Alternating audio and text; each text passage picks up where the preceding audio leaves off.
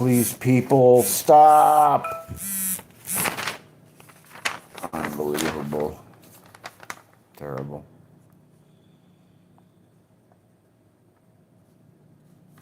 Okay, here we are. We're in 1989 Chicago. Jigs is my best friend. We're hitting the nightclubs, going to Mr. Lucky's. Every twice a week, we would take our motorcycles from the North Shore to the south side of Chicago and drop off something that we paid, like we paid $3,000, we'd get $7,000. We were making $2,000 each every 3 days. That was from the friends that came down from Detroit. They had handed me a paper bag full of money, and I spent it. And they said, "Do you want to make some more of that?" That was the hook. And they told me I'd be bringing back precious. Oh my God, I can't believe it. Sorry, folks. Let me see if I can pause this because this is crazy. Okay, we can't. Well, my friends, I wish they'd be watching instead of texting me, but you know how it goes. We are in 1989. Jigs and I are hanging out. The Ghanaians bring me the money, and I go on my first trip. First trip is to Singapore. And Singapore, I go there and have a beautiful hotel, a $900 hotel bill. I still remember the first week, and it was $2,700 for the other 2 weeks later, so another $900.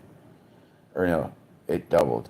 So it was $900, and then it was $2,700 for the other two. So we upped it. But my brother was there after the first week. He came, and we went to restaurants. We had drunken prawns on a rotating restaurant that was sitting on top of a fish tank, basically a glass floored aquarium.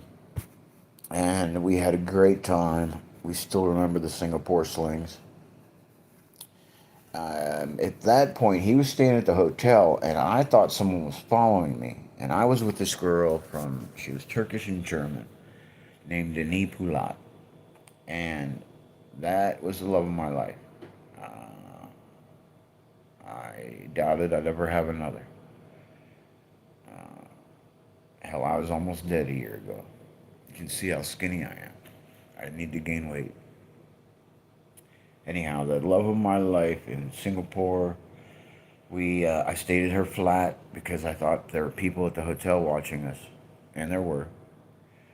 And it was an excuse to stay at her flat. Would go out every night and dance, and money was we were on an expense account. Her and I ended up going from Singapore, that's right at the tip of Lake Malaysia, the city.